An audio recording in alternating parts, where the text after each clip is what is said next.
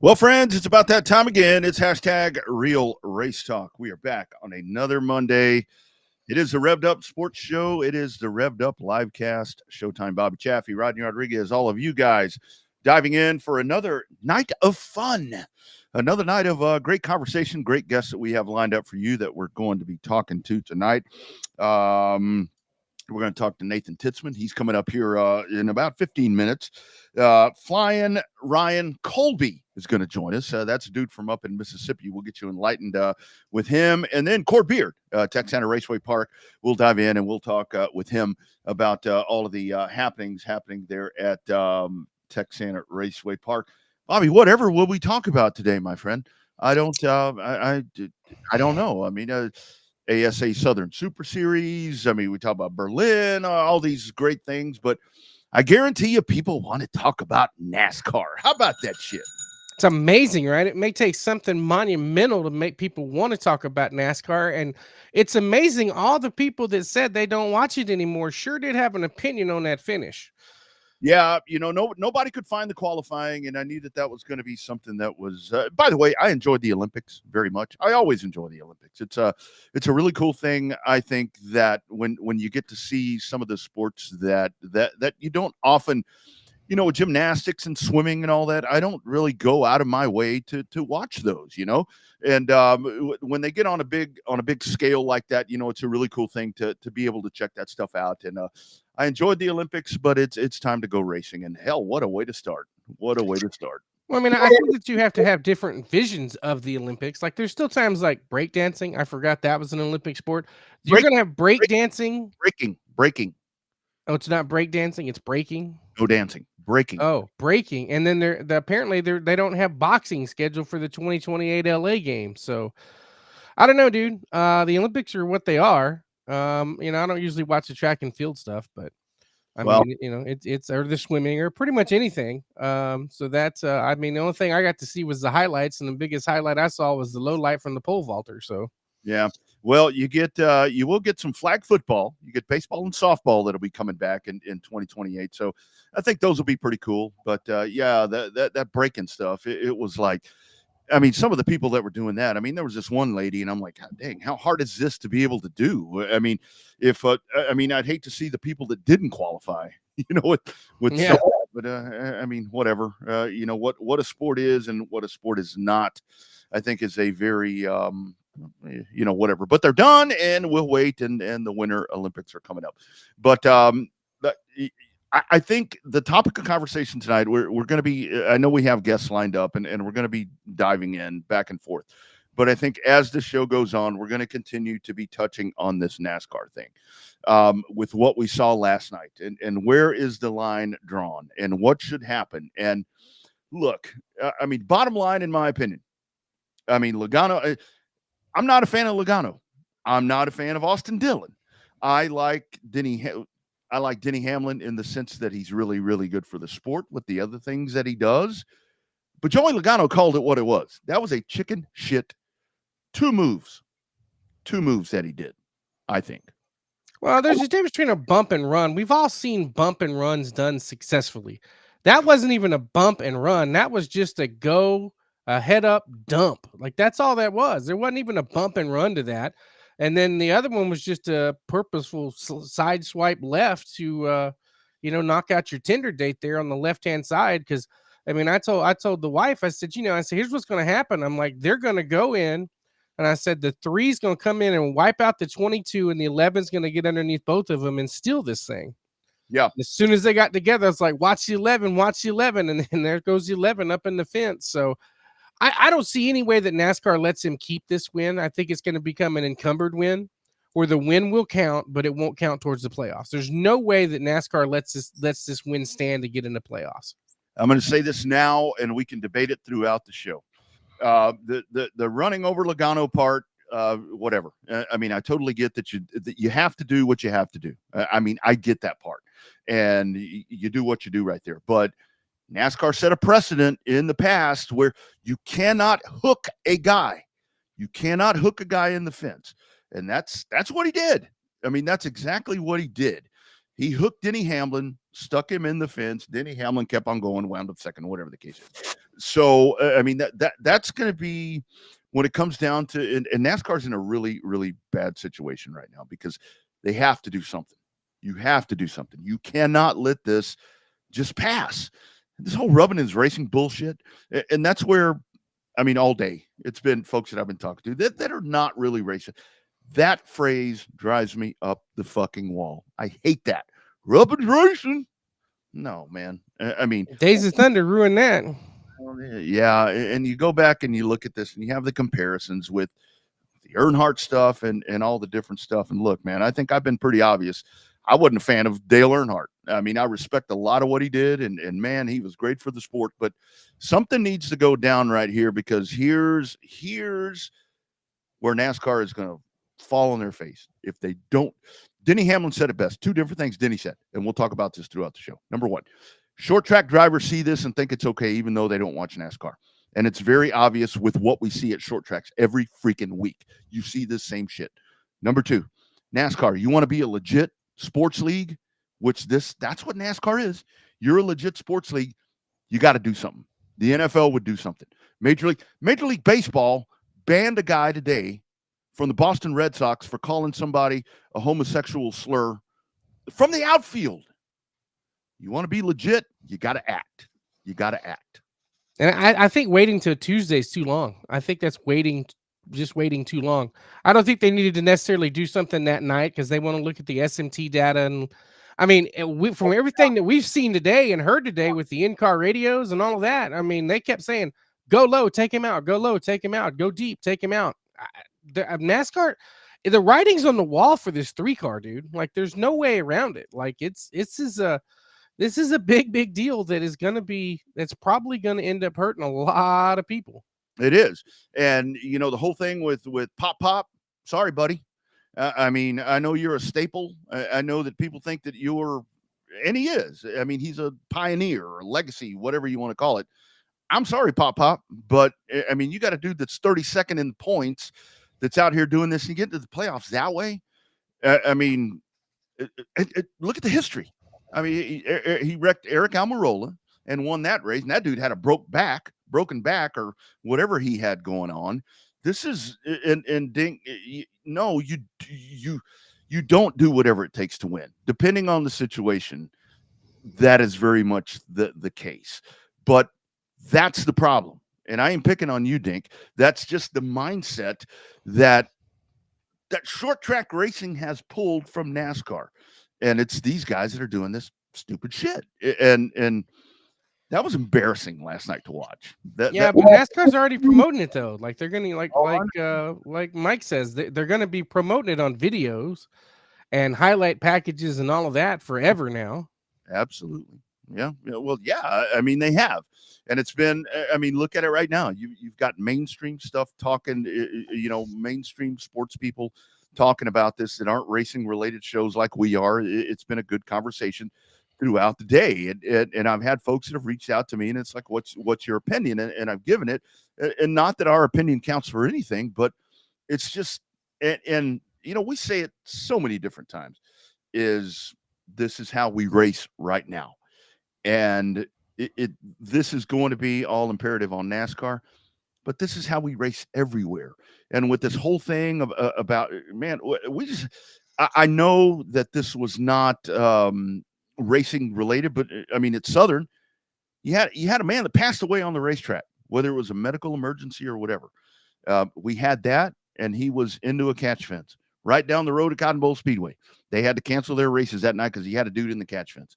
This is man, these are really serious things when you start doing this stuff. Well, and Dylan's ended up in the catch fence on the wrong end of it a couple of times too. Well, yeah, he has, but that's just the nature of that package when you get into the super speedways. And I'm going to keep bringing Dink in right here because he's giving us the good stuff. Super speedways. that seriously, that I mean, think about that yesterday. Had Denny Hamlin, and this is Denny Hamlin, who's what all has Denny had wrong with him? He's broken a lot of different things. He's had back problems. I mean, that you can't hook a guy, and that's more the one that I have the problem with, because that precedent has been set. And if they don't respond, if they don't, I mean, if they're going to take points, and the whole thing is let him keep the win. Let him keep the win. He can be the, what was that called? The Cookout 400. He can be the champion of the Cookout 400, but he needs to sit a week out. And you know what happens when he sits a week out? He's out of the playoffs because he misses a race. Yeah, they give him a waiver. They gave Chase Elliott a waiver after hooking Denny Hamlin. Well, that's the other part of it. That's the other part of it. And that's where this has gotten so much to be a joke, to where it's like, yeah, we're going to put him out, but yeah, we're going to let him back in. Because that was a situation that was, I don't know what they'll come up with, but I don't know. I'm just curious to see what happens. And I saw Elton Sawyer talking. They're going to go back and review. He was already, this bad when they send them out early. Yeah. Go back and review. I mean, the SMT data is out. And again, you and I aren't analysts that are going to be able to analyze that. I mean, I think it's pretty freaking obvious what was going on. I was actually privy this morning to all of that spotter data. I think what's going to happen right here, it's going to be like all these different things where we see the spotter is going to be the one that they throw him out. It's like, you can't come back for the rest of the year because you told him to do that. Well, another part too, Logano's going to get fined for doing the little mini burnout in front of the pit crew on pit road. Yeah. Oh, I'm sure that'll piss a lot of people off. I'm sure. And you know, Denny was some of the conversation. I mean, both of those guys, Denny and Joey, were both kind of letting them fly after the races. Which this goes back to the whole other part about, you think these guys don't have personalities? Will piss them off like that. They become pretty emotional. But they both said that there's a difference between a bump and run and what Logano or what Dylan did to Logano. They both said you can't just drive in 5 cars over your head, do a bump and dump. But, a bump and run is an art. It's an art form, right? You see different racers be able to do it immaculately. You see it on every surface. The bump and run is a unique move that is different than what we saw on Sunday night. That was not a racing move. That was just a purebred bonehead move, in my opinion. So that's how you ended up having with that. But yeah, it was not a bump and run. They both said that they would do a bump and run in that instance. But they didn't like what happened, because I don't think it was a bump and run either. Yeah. Colin, let's see if you guys do that at the King of the Hill. Let's see if that race doesn't end up like that. Didn't Boot Hill end up doing a race that says you get $1,000 extra if you take out the first place guy on the last lap with a bump and run? Promote it and they shall come. Promote it and they shall come.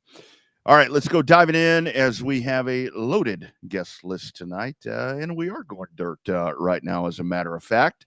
We're going to welcome in a big winner this past weekend at the South Texas Race Ranch. I believe we have him audio only this evening. It is our man, Mr. Nathan Titzman. How we doing, sir? I'm doing pretty good. How are y'all doing? Man, we're just sitting over here moaning and groaning about all that stuff yesterday. Did you happen to see any of that? You're probably working on your car. You probably weren't even paying attention to that, were you? Yeah, no, sir. I didn't see any of that, but I heard about it. Yep. Good stuff. All right. So let's talk about Saturday night. I missed you guys out there at the race ranch, but let's talk about Saturday night in the limited modifieds there at South Texas Race Ranch.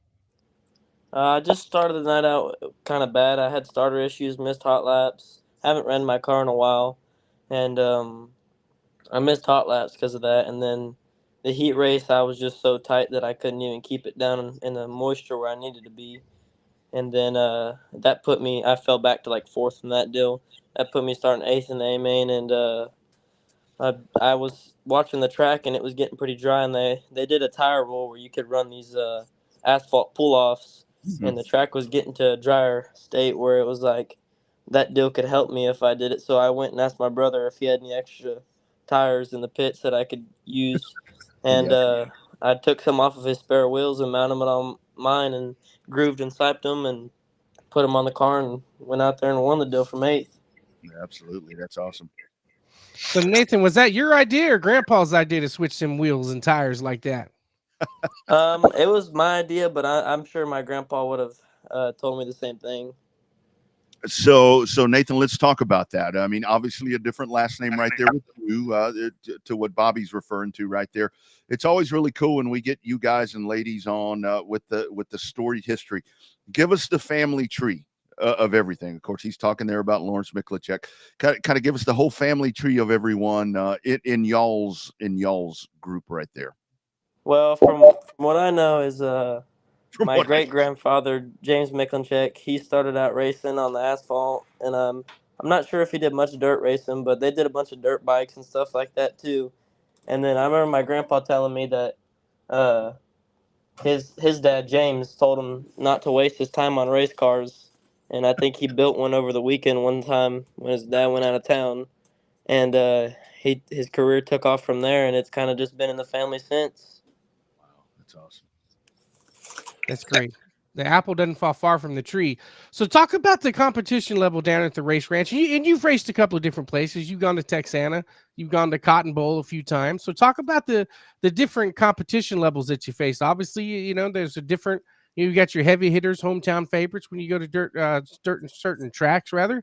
So talk about the competition level you've been facing. Obviously, to come back from 8th to the lead and take the W there at the race ranch is pretty special. We'll talk about that overall competition level there in the limited modifieds.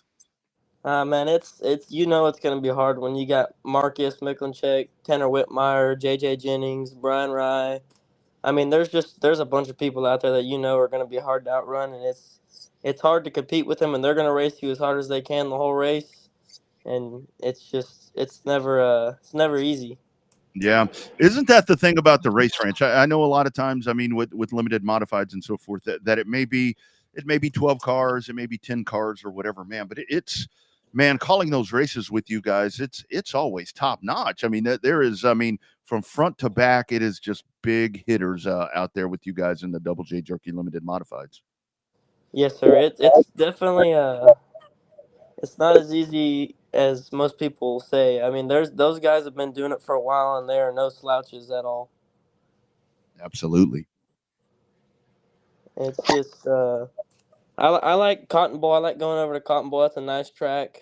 I wish the car count at Texana would pick up some because they've put some work and money into that facility, and it's come a long ways.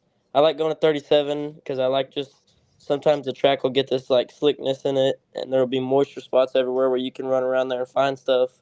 But I mean, I know we're planning on going to some out of town races this at the end of the year, and I just haven't raced as much this year as I did last year because I've been busy with work and school. Yeah. Yep. No doubt. Yes, sir. So Nathan, tell us about your car, man. What kind of chassis you running, and tell us about the aspects of your race car there for those that don't know. Well, it's a limited modified. It was built by John Howe and my grandpa at BMF Chassis, and they built their first dirt car. That was the first one that they built, and they built two more, and that one had been around for a while, Mhm. and my dad had put it together a while back, and he ran it 2 or 3 times, and then it was just sitting. And one day, my dad and my grandpa told me if I got it ready, that I could go race it. So I mean, when I got a hold of that deal, it was like the E mods were fun, but when I got in that deal, it was a whole different. You had a lot more power, a lot more tire. It was just everything was a lot funner. Yeah. Yeah. And let's talk about that part because I know Parker's over in the E mods, and man, talk about the race ranch. I mean, the race ranch, they bring in the E mods. That's a really strong class right there. Kind of talk about that difference right there. I think a lot of people don't understand. I know down south we have junior limiteds and so forth. Kind of talk about the generic differences between the E mod and then once you graduate to a limited modified. Well, that E mod deal is like an economy class. It's supposed to be uh, cheaper, and you're on a cheaper tire, and you're not on as expensive a motor, and you're not turning as much RPM. And they weren't doing rebuildable shocks, but they opened that deal up this year. And there's I think they're a little bit less on weight, and there's quite a few little differences and stuff in there, like body rules and stuff like that. but most people use it as like a beginner class to the sport mods, and it's been booming. And Parker's been doing really good. He's ran he's ran quite a few races this year, and he's won quite a few. Absolutely. So Nathan, tell us about what you got planned for the future here. Are you set going to run in the limited modifieds for a while, or you got ambitions like your uncle to run some late model racing and some big modifieds? What's up for the next couple? If you had to look, 12, 16 months in the future, what's in store for that? I'm definitely going to be keeping my limited modified to run because they're just fun and they're local here. But I really am looking forward to running some modified stuff. I just don't have the money to put everything together right now on it. But I mean, later on down the road, if something happened and I was able to get into a late model, I for sure would. Yeah. So Nathan, you kind of mentioned right there with the end of the year right here. I know that we've got a few races left there at the ranch, and then kind of around here. So some of the bigger stuff that you're talking about with the traveling stuff.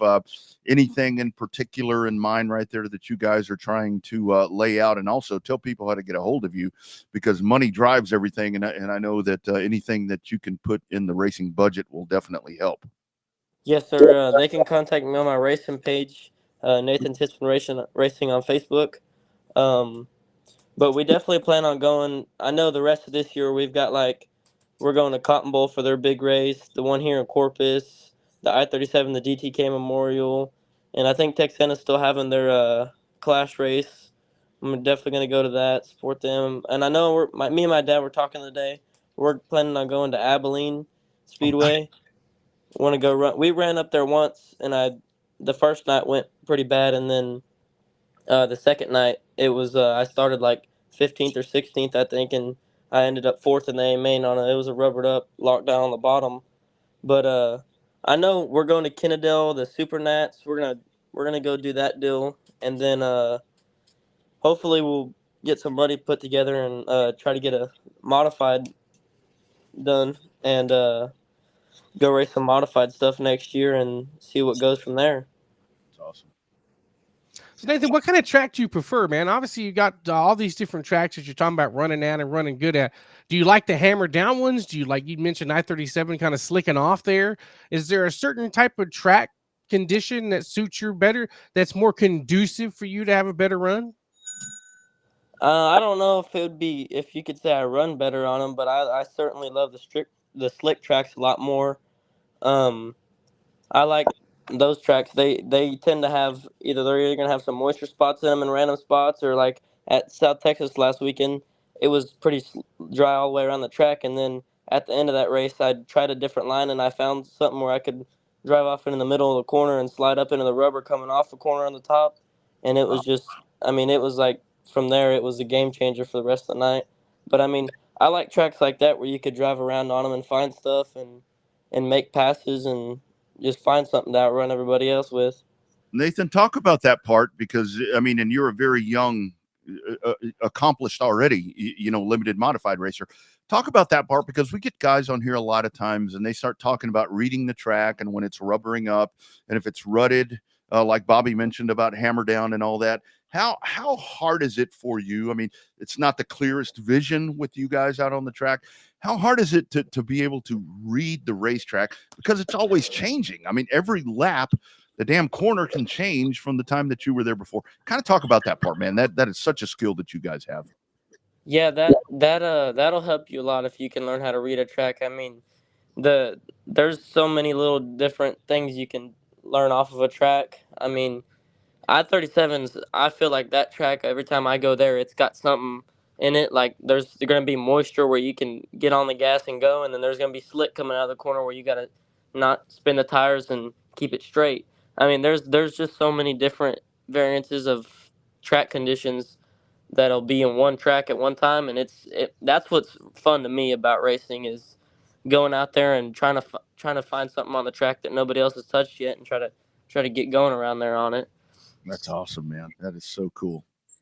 That's crazy to see a young dude know that about a racetrack. It usually, man. Take some of these old guys forever, and they still don't know how to read a racetrack, regardless of what class they're in. They just run around and be like, "It's the car. It's not me. It's the car, not me." It definitely helps to go out to on the track before the races and walk around there with like my uncle and I mean just all my buddies and stuff going out there and walking around the track. So you get a pretty good idea from that during intermission is when I normally go out there and walk around.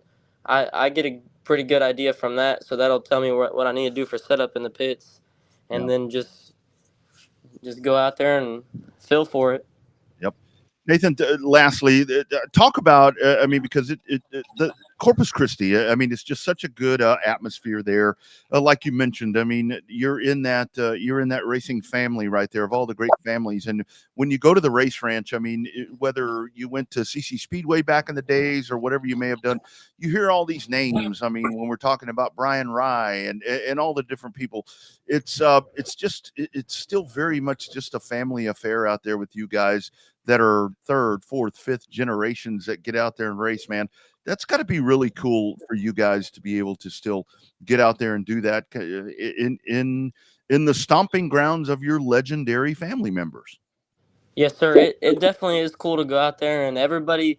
I've always had a pretty good attitude out there at the racetrack, and I like going out there and talking to everybody and having a good time. I'm not there to win every race. I'm gonna try my best to win it, but if I run second or third, I'm still fine with that as long as I could load the car on the trailer at the end of the night and have a good time with my friends out there and family. That's all I'm going for. Man, that's absolutely awesome. Absolutely awesome. Congratulations on the win, my brother. Keep doing what you're doing, and man, go get some of those big money paychecks at the end of the season, buddy. Yes, sir. We're gonna try. I appreciate it. You got it, man. Take care. Yes, sir. You bet. There he goes. Bobby, we were just having a conversation before Nathan was on about how the young racers can be so impressionable. That dude seems to be pretty grounded. I like that. Grandpa ain't gonna let him get real big headed. That's for sure. That's a big part of that. That is a very big part of that. When you have that right there, I mean, think about that. I mean, how great. I mean, he taught. I mean, Lawrence taught you how to race a dirt car along with Howard Willis. Think what he does with his own grandson. Yeah, right. Yeah, those guys helped me out and then came and made me look bad. But yeah, I mean that's one of those things. I mean, can you imagine that if you're out there driving, get out of the car and it's like, okay, I'm not really sure. Let me go ask Lawrence Miklicek what to do. God damn, that's one of the. Oh, sorry, I didn't mean to drop that GD, but that's man, that's really cool, and that's where the sport is so great. As much as I was complaining about this sport just minutes ago, and thank you, Nathan, for jumping on. That there is the premise of why we love it so much with those relationships and just how it continues to, kind of fall down to family members. And then don't forget, Nathan is a proud part of the ODS on-demand shirts racing family. He's got some really good-looking shirts that our friends over at On-Demand Shirts made for him. So his uncle Marcus, one of the original on-demand shirt drivers. So lots of good merchandise over there that they've got all over. Check out the store. Check him out when you go to the racetrack near you. Not only is he a good kid with a good bright future ahead of him, he's got some really good-looking T-shirts that you'll say that you picked him up first before he got real famous. Yeah, he absolutely does. And that is one of the things. If you go to the race ranch, you can go on a Saturday night and they've got all that apparel there. I mean, they've got obviously the ODS race ranch stuff, but they've got all the different driver stuff. I mean, I was looking at something that ODS posted today, and it was like all the different drivers, and a lot of them are right there at the race ranch, and really cool stuff. Of course, ODS is the official apparel provider of Bobby and I, so they make us look good at the racetrack. Although I do want to say, man, I got to give me something. I think we wear black for slimming. I think a lot of us. This is something that all racers do. You ever notice we all dress in black? I guess you don't see the sweat near as much when you dress in black. Well, Bobby, I'll tell you what. When it dries, yeah, then you're in trouble. But the last time we were in Houston, and I may have had heat exhaustion as hot as it was out there. I looked down at one point, and I was like down here to the top of my belly of just sweat, and it was showing on a black shirt. So yeah. So somebody was telling me, it's like, get some gray stuff. And I'm like, gray? Are you kidding? You want to wear gray when you're sweating? No. You want to talk about sweat rings? That'll really show on that stuff. Yeah. Yep. So anyway, on-demand shirts, great stuff right there. Good call by you, Bobby. They really do. They take care of a lot of race teams and do some really, really good stuff. So we'll continue that conversation about the NASCAR stuff, but we kind of alluded to it a while ago. Man, a very sad situation right there at Southern Raceway in Florida. You never want to lose a racer. Anyway, whether it's on the track or off, and that was another one of those things to where, as more has come out about that with that situation, apparently James Fox, it was a medical situation that he had while he's in the car. And there's a small part of me that's thinking, well, he's doing what he loved. But man, that's lots of thoughts to those folks over there, because it's going to be a lot for them to overcome. So we are obviously thinking about all of that after that tragic news over the weekend. Yeah, definitely not the news you wanted to wake up to there on Sunday morning, because we've got a lot of friends down in Florida and Alabama and all that down in the Southeast, and that was shared a lot because it was a big story. Luckily, the news down there didn't blow it out of proportion into something that it couldn't have been, taking it in a different direction of public opinion, where it could have got blown out of proportion. It seemed like it was pretty nipped in the bud pretty quick, that it was indeed a medical deal, not an on-track incident that ended up being the cause of that. So I think the local media did a pretty good job of checking the facts before they just went all out and started reporting on nonsense when it comes to having accidents and deaths at a racetrack. Yeah, I saw a report today. It was one of the I don't know what TV outlet it was down there, but or over there, and it was. The reporter prefaced the whole report about it was a medical situation that caused the passing, and it was apparently he was still in the medical situation when the responders arrived. So that's even tougher. Cotton Bowl, and speaking of that kind of situation, because it did involve a catch fence, we can talk here before Flyin Ryan Colby joins us. Cotton Bowl Speedway had a very scary situation that kind of ended the race night. We'll talk about that here in just a second. But Cotton Bowl is racing again this weekend. It is August 17th. Here's a little preview of what you got this weekend at CBS. August the 17th, gates open at 5 o'clock, racing starts at 7. You don't want to miss it.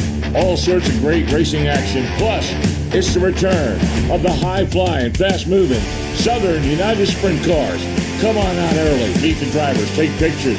We got food, we got drinks, we got snow cones. We've got racing action. Who's going to make it to the Advanced Auto Parts Victory Lane? Let's find out together this Saturday night, August 17th. Cotton Bowl Speedway.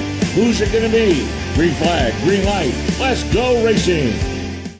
There it is. Coming up on August the 17th. It is this Saturday night, which is a loaded weekend of racing.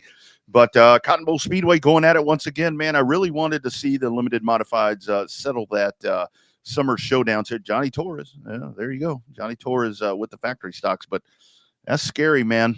That was scary seeing that car up in the catch fence. Yeah, but it's crazy. He started Tom Growth. You started working on that car the next morning.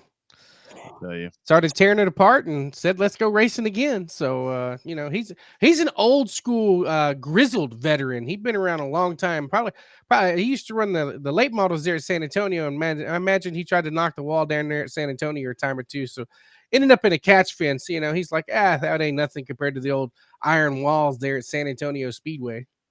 It's one of those situations. I was actually watching that on Saturday night because I was home on Saturday night.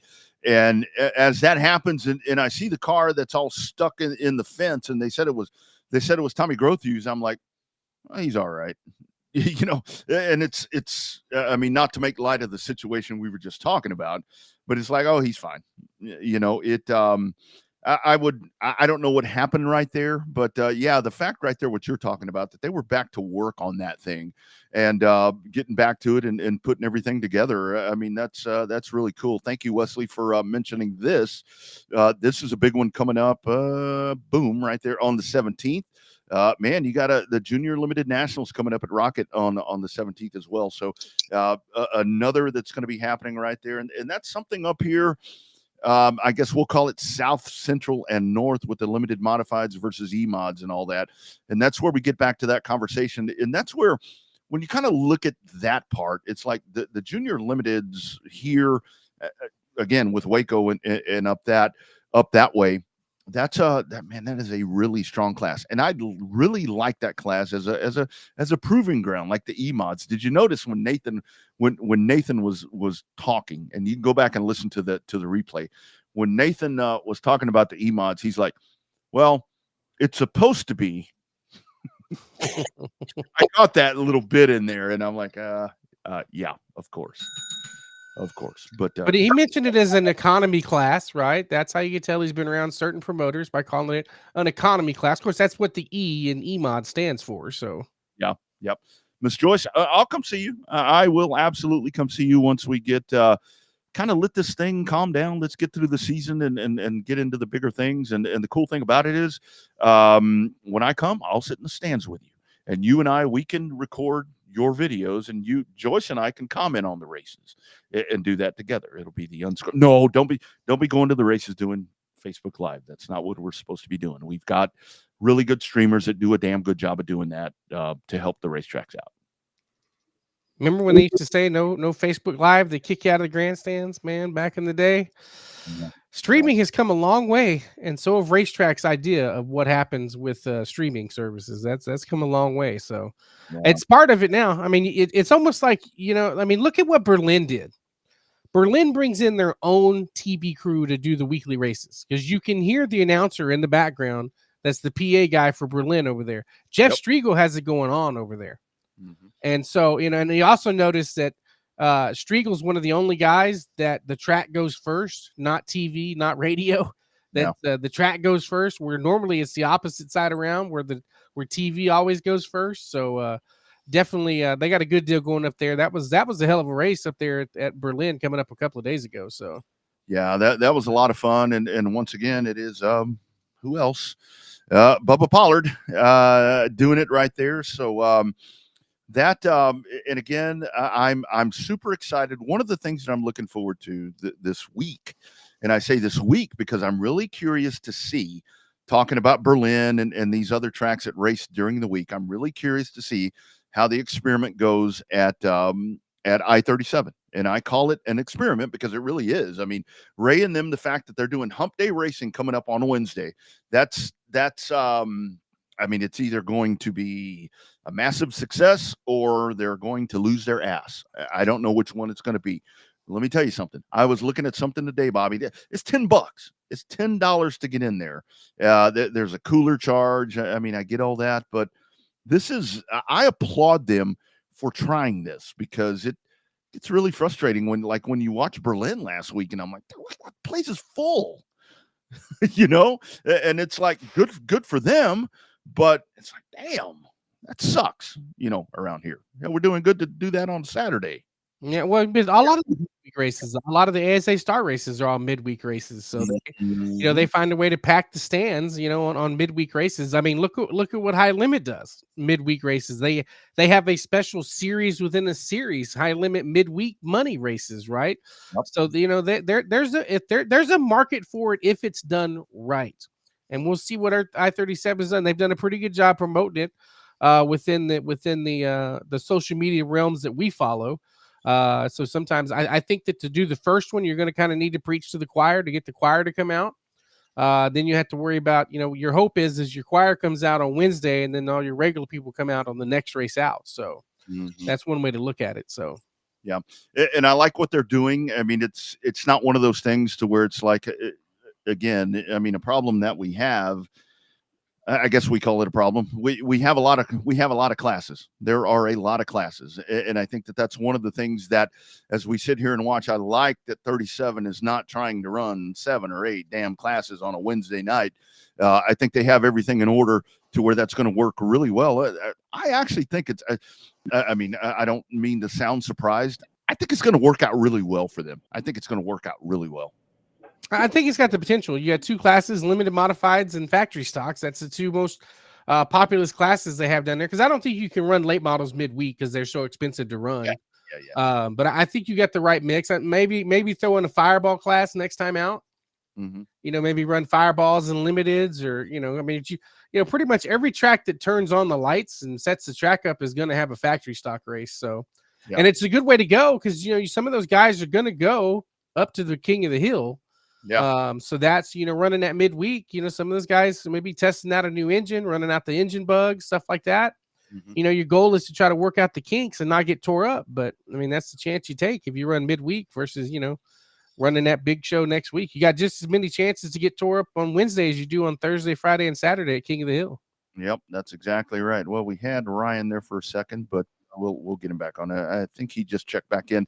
Probably going to be audio only as well. Speaking of dirt late models and speaking of big shows, super excited this week. Obviously, Houston back on track. Houston will be racing this weekend with modifieds. It's going to be a big modified show that's going to be coming up there. Modifieds making their way back after the last time out, and man, we are very excited at HMP. We've got one of the great wheelmen there from the Gulf Coast. Dirt track guy, another one of these dirt track guys that's going to come in and jump in a fast modified. It is my buddy Flyin Ryan Colby. Flyin, how we doing, brother? I guess he's good. One more. Can you hear me? We got you now. How you doing, brother? I'm good, man. I was wondering if you could hear me. My service is horrible. Got you loud and clear, man. Got you loud and clear. Okay. Cool. You guys avoid the weather? I was wondering what you did. Oh no, I talk about this past weekend. I heard you went out in an older late model and kicked everybody's ass. Oh yeah, I went back home this week and jumped in one of my buddy's cars and raced just a local small short deal. It wasn't enough time or nothing, but yeah, I hadn't been in a car in a week, so it was nice getting back for sure. Absolutely. So Ryan, talk about the competition level over there in Mississippi. Some people think it's just Mississippi mud down there, but you guys put on some pretty damn good racing, a lot of competitive racing, especially in those late models down there. Yeah, like competition, I feel like it's tough everywhere, honestly, nowadays. Like, it's all about the money. So the guys that are spending the money, they're just as competitive as you are, really. It kind of just comes down to knowing your stuff a little bit more than the other guy, like knowing the racetrack or knowing your. I think that's what it comes down to in the end, really. Mm-hmm. Mm-hmm. Ryan, so kind of talk about the transition over for you, running pro late models in Pensacola and so forth. You've been to Mobile. Kind of talk about some of the differences right there and how that adapting. You're cutting out a little bit, but did you say like the asphalt to the dirt difference? Yeah, that's it. Yeah, dude, it's huge, honestly. Dirt, like you can kind of just throw laps together like that. Like it's not really about. I mean, it is somewhat about hitting the same mark every time, but it's dirt. It's going to be different every time. It's not. I don't know. I feel like you have to adapt a little bit. But like on asphalt, I feel like if you don't hit that same mark every time, then like you're going to be slow. So like that's been the hugest deal for me is trying to just hit the same lap over and over and over and not trying to hit or pick the fuel up too soon. It's just small stuff like that in the seat. It's hard to, I don't know the word for it. I guess it's hard to, I don't know. It's just hard to put the same consistent lap down every time and not try to push it too hard. Cause like asphalt, what's been getting me in trouble is just pushing it too hard, like driving it way too hard. And it's not all about that. So like, yeah, I can say honestly, it's super tough. Yep. So Ryan, how'd you get hooked up with the rides you got coming up here and at the H&P Oval this weekend? I mean, I know who it's with, but that's a connection. I wouldn't picture you, the Mississippi connection with our buddy that you're going to be running with there. How'd that whole deal work out, and who you're running for this weekend? Man, honestly, none of the asphalt stuff would even be a thing if it wasn't for Benny Hopkins at Roger Dabbs.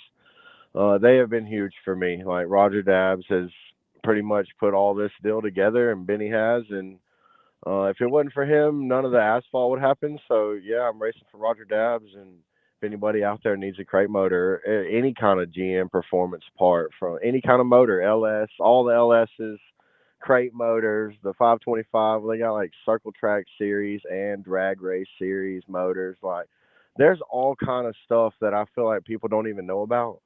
So, like, if you're in, like, the market for a motor, just part that you could even think of, I advise you to call Roger Dabbs, because, like, they're doing huge things for everybody, not just me. Like, they're doing stuff for the whole motorsports deal, like asphalt, dirt, they're all for it and helping. So, like, anybody needs a motor or anything, definitely get with Roger Dabbs today for sure. So Ryan, kind of to what Bobby was talking about right there, you're going to be driving for Max Calles in one of the MCM development drive cars, and I talked to Max today. You're going to be in his car. You're going to be in the 140. So that son of a gun right there is a fast moving one. Any thoughts so far? I know you've been pro late model to this point.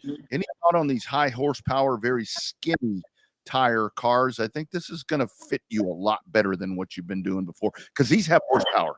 I know you and I have talked, and you get kind of, when you push the pedal on a pro, it don't want to go. These go. Right. Yeah. So I feel like you said, I feel like it fits my style a little more. And I don't know, asphalt is just super different, but like the out of control type, like, I can ride in it a car than like racing a go-kart. Like, it's like the pro stuff's kind of like racing go-karts, like follow the leader, just be perfect every lap. And like this asphalt, the modified deal, I feel like it's a little wilder. Like, it's bigger motor, like you said, small tires. So like, you got to kind of get up on the wheel and let it get a little crazy on you and just control it. And that's kind of my style. So like, I'm super pumped about it. Honestly, I've been watching videos back to back, like, of modified races at Houston. I didn't know it was so little, man. That place is tiny. Yes, sir. Not a half mile. Not quite a half mile. Yeah. That's right. It'll feel bigger when you're on it, dude. Huh? Houston will feel a little bit bigger and faster once you're on there. So don't let the sides of the track fool you. Those cars will boogie down that front and back straightaways. So you'll pinch the seat going into turn 3 if you got it set up just about right. Heck yeah, dude. I'm super thankful for Benny and Roger and Max for just allowing me to do this deal and putting this together. Without them, it wouldn't be possible. And I'm super, super, super pumped about it for sure. Rodney, you going to be out there or no?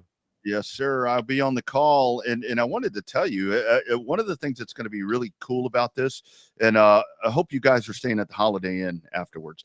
But one of the things that's going to be really cool is we have a guy that is same thing like you. I mean, he's an ace on the dirt. He's moved over to the pavement, and I believe he's going to be out there as well in a really good car. So I think it's going to be a couple of dirt guys that are going to steal the show. So be ready, because you guys y'all are going to have one hell of a time out there. Heck yeah, man. I'm looking forward to it. I'm really not sure where we're staying. Miss Gina, she handled all that and has all that covered for us. So got to give a big shout out to her too. Like, she is behind the scenes. There's a lot of people behind the scenes that make this still happen, and I can't thank them all enough, and especially her for sure. But yeah, I can't wait to see you and shoot stuff about just, racing in general. That's right. That'll be fun. Gina probably booked you at the Holiday Inn, if I had to guess. I'm pretty positive she booked you Okay. to Holiday Inn. There's usually a parking lot party in the back that lasts till about 3 in the morning. So you might be a little red-eyed and tired going back to Mississippi, but you have a good time at the Holiday Inn. We'll show you the Texas hospitality for sure. Yeah, that's cool. As long as I can perform in the race car, I'm sure I'll have fun with it, no doubt. I'm just Yep. super competitive, so like if it's not really going my way, it won't be the best time of my life. But Yep. hopefully, I'm pretty competitive in it and can get rolling in it pretty quick. I'll be super happy if I can, for sure. You are in one of the best pieces that you're going to find. I guarantee you're going to love that race car. So Ryan, what else? Once you get this done, I know, like you said, it's kind of been a little bit there with the team change that you had in the dirt late model. What else do you have planned for the rest of the year for Flyin Ryan Colby? The next week is Pensacola Mobile. I'm not sure that I'll be racing in that one, in either one of those, but I'll probably be supporting one of my teammates, Grant Thompson, in that deal, hoping he does good in that deal or whatever. But the week after that, I still got the All-American 60. I don't know if you're planning on coming to that or not again, but that would be cool. All-American 60. Then we got the Gumbos, just the big races, Fall Classic. Yeah, so like I still have a handful of races until the Snowball Derby. Hopefully I'll do the Snowball Derby, and I think I have another Alan Turner race too in September at Pensacola. So yeah, the year's full, but not quite as full as I want it to be. Like if I had it my way, I'd be racing every weekend. You know that. That's right. That's right. Every day if you could. Every day if you could. All right, Ryan. Looking forward to seeing you guys. Come on down to Texas. Let's have a good time. And I know you're gonna love that car. I promise you. Heck yeah, man. Like I said, I'm super looking forward to it. But yeah, come find me and say hello for sure, or I'll do the same. I'll come find you and make sure I say hello. You got it, brother. We'll see you this weekend. All right, brother. Appreciate it. All right, take care. There he goes, Flyin Ryan Colby. That guy's really good. The Jared Maupin comparison right there, it's kind of the Jared Maupin right there of Mississippi. This is going to be, and I reached out to Jared before the show today, and I'm like, are you going to race this weekend? Are you racing the modified? He said, hopefully, if work allows, I'll be in that car. And I truly believe. And the next call was to Max. What car is Colby driving? Mi carro. El 148. I'm like, uh-oh. So, yeah, that's going to be a lot of fun. It's going to be a lot of fun seeing those guys mix it up.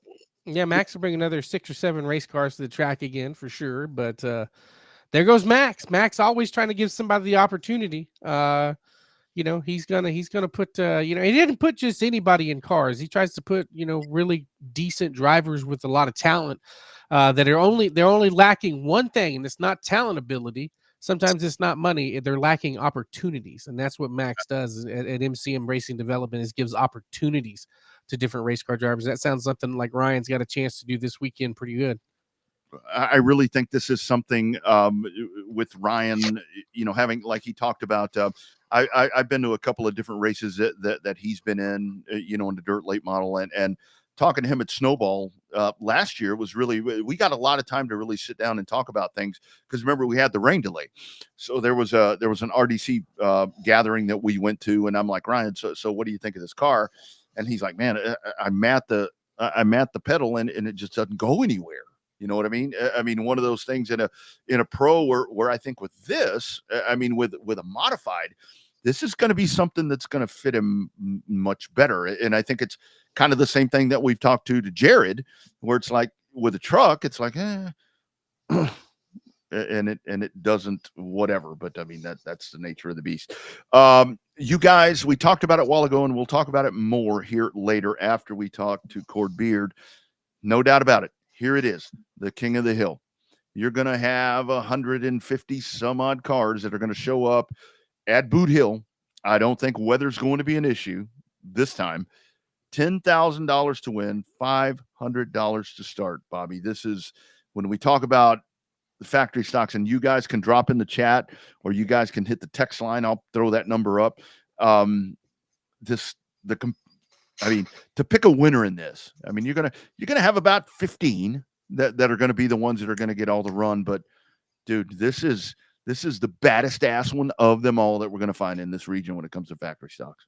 Yeah, this is the king. I mean, this is no pun intended. This is Oh, the king of the races, the king of the hill at Boot Hill.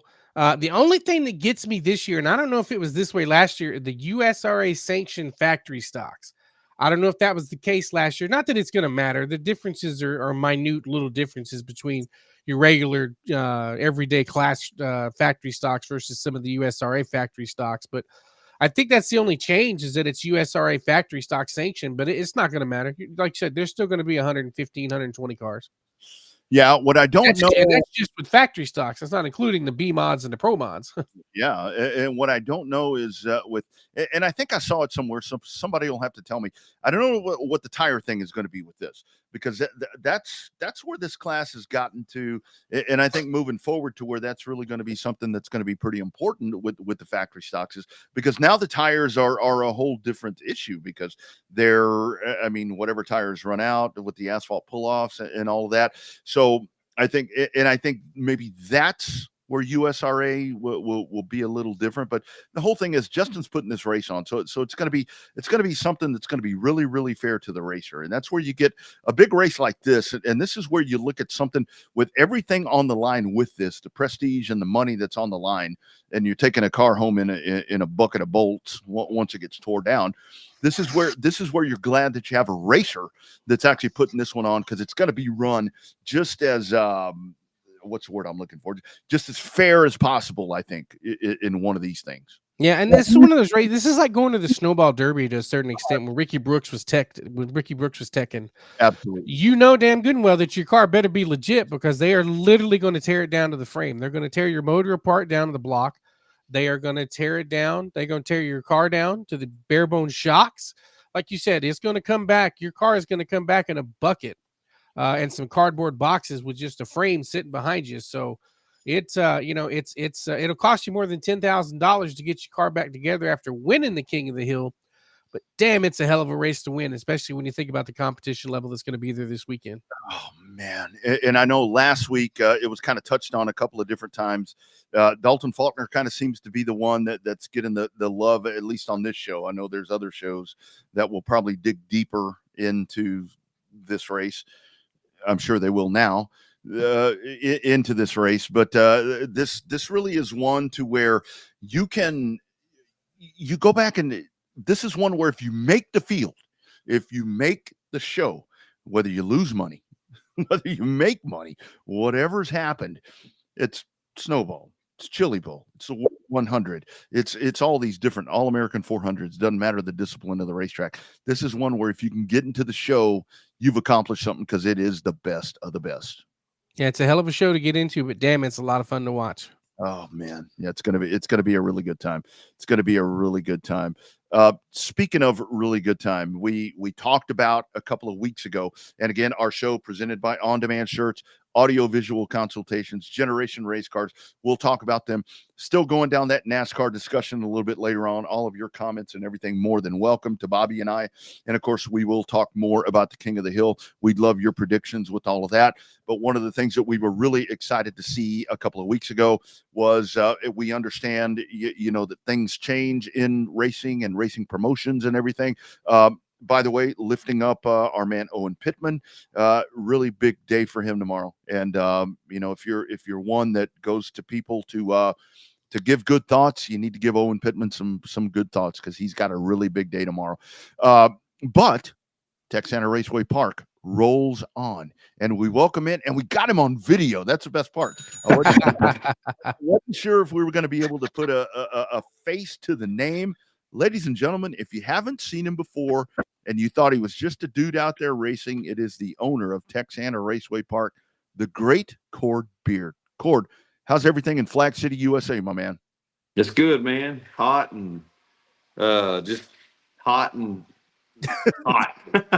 Hot and wet. We've been getting lots of rain down here, but it's good. Cord, before we dive into everything, just talk about, for folks that haven't been to TRP this year, Talk about the improvements. I think that that's one of the most impressive things.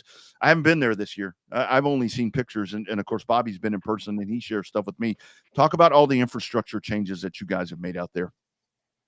This year alone, we had the tornado tore down the old press box, so we really didn't have a choice. We had to get rid of it. It didn't tear it down, but it did enough damage to it to just go ahead and part ways with it. And so we went ahead and finished it off and tore it down and built a new press box and tore down the spectator restrooms and built a new restroom there with air conditioning and all that, and try to provide a good, nice restroom for all the fans that come watch races, and clean restroom and baby changing tables and all that good stuff. Updated PA system for everybody to be able to hear better and all that. And man, that's really about, well, we did, and we upgraded the fence on the front straightaway this year. Took down that old fence that was getting out of date and about to fall down, and put a new fence up, new flag stand and stuff as well. Nice. Well, obviously, Cord, I'm partial to Texana because it's one of my favorite racetracks, and I have a damn good time when I go down there. And to put it lightly, the improvements are top notch. That facility was nice before, but the effort that your staff and yourself put in there, like Rodney said, he hadn't been down there this year. If there's a couple of races that you get a chance to go down there for the rest of the season, so it's a chance to see all the work you put into that place. Plus, you've got a little bit of work done on the drain, or going to work on the drainage stuff on the backstretch, so that'll make that place even better when we get another monsoon down there in Southeast Texas. Yeah, I'm hoping. I actually got to meet one of the landowners in the morning over that deal, and hopefully we can get that ditch dug and get those drainage problems behind us. There you go. So, Cord, let's break it all down right there. Obviously, the change with just kind of the whole management thing there. It is your racetrack. Kind of talk about what's coming up. You've got 2 races to finish this thing out that are scheduled at this point. But I think the main thing why we wanted to talk to you is to reassure folks that Texana Raceway Park is alive and well. Right. I think there was a lot of people worried that Texana was going to close down, and I'm not in it for the money, because most people wouldn't be making these kind of upgrades to a facility like this, because obviously dirt track racing don't make that kind of money. But I've went to this place since I was a little kid, and it's in my hometown, born and raised here, still live here. And I'm trying to keep Texana alive for not only myself and the local folks, but all the people that call this racetrack their home track. And we Owen and I we made a decision to part ways between us. He's got a lot of other things going on, and just really didn't have time for Texana and his health issues he's got going on. And we've got several folks interested in leasing the track for next year, but I didn't want to close it down completely for this year. So we try to put together 2 races with myself and the help of a good friend of mine, Monty. He's behind the scenes doing pretty well all the work. I'm tied up with everything that I got going on in my normal life, and trying to keep just these last 2 races have a little something to end the season off with these guys that are dedicated to us and love coming to Texana, and hopefully we can make a good showing for the racers and the fans. Right. Yeah, it was cool to see. I know Monty reached out to me on your behalf right in the beginning, and like I said, unfortunately, I can't make it on the 7th due to a previous commitment, but I will be there for you guys. God willing, and the creek don't rise there on October 5th. That should be a chance to be a real good one. Only competition that be out there from the local stuff is going to be is the 600 there at 105. But I think that it's a different market for that race. So definitely a lot of cool stuff going to be happening there. Good opportunity for Texana to rise and shine again and show people what it's all about. We talk to different racers on here all the time, and they love Texana. They love the facility. They love the racing. And so I think that it's, the fact that you guys are able to put together just a handful of races to end the season on a high note, I think is really good. Yes, sir. I hope that's our plan. We hope for that. And the 600, like you said, it's just a kind of a track's a different. There's some redundancy there that we may miss a few guys here, and they may miss a few guys over there, but for the most part, it kind of attracts a different crowd, and I don't think we'll affect one another very, very bad, if at all. Cord, talk about that part right there, because I think that's one of the most important things that people need to understand. For you, the place Texana holds such a special, like you said. I mean, you grew up going there, and I think that that's really what drives a lot of us to want to make these racetracks work. And depending what facet that we're in. I mean, when you lose one of these things, I mean, it really sucks. I mean, it's heartbreaking, and you do. I mean, you have diehard supporters that have either, we were talking to Nathan Titzman a while ago, with all the family tree, with all of them. These places are so important, I think, to so many people. And the fact that Texana will continue moving forward, I think is just great news. Yeah, I agree. It's and unfortunately, when one closes, it don't seem like there's ever an opportunity for them to reopen. It's people just, there's expansion in cities and stuff that are consuming most of these racetracks, and when they close and somebody offers big money, they're just, demolished and turned into something else. And that really sucks for the dirt track community, but it is, it almost seems inevitable for a lot of these. Hopefully that that's not in my plans with Texana. So hopefully we can keep this deal rolling with God willing and the support of all the racers as well, and keep this deal going. And like we've said in the past, and I put out there in the post that we put out after the announcement of Owen and I's parting ways, is I don't have any desire to run a racetrack. I've got plenty of gray hairs that come with my day to day, and the racing is my hobby, and I don't want to go out there and even deal with the normal Saturday racetrack. Whatever you want to call it. Bullshit. There you go.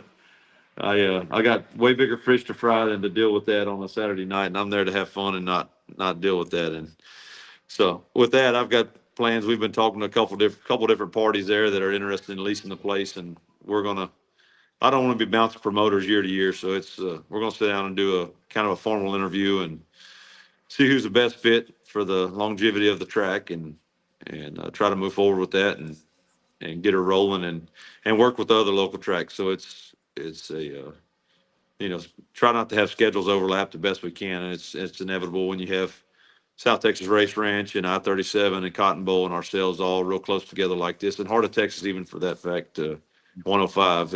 You're going to have schedule overlaps, but we try to see if we can't make it work to where it's in everybody's best interest.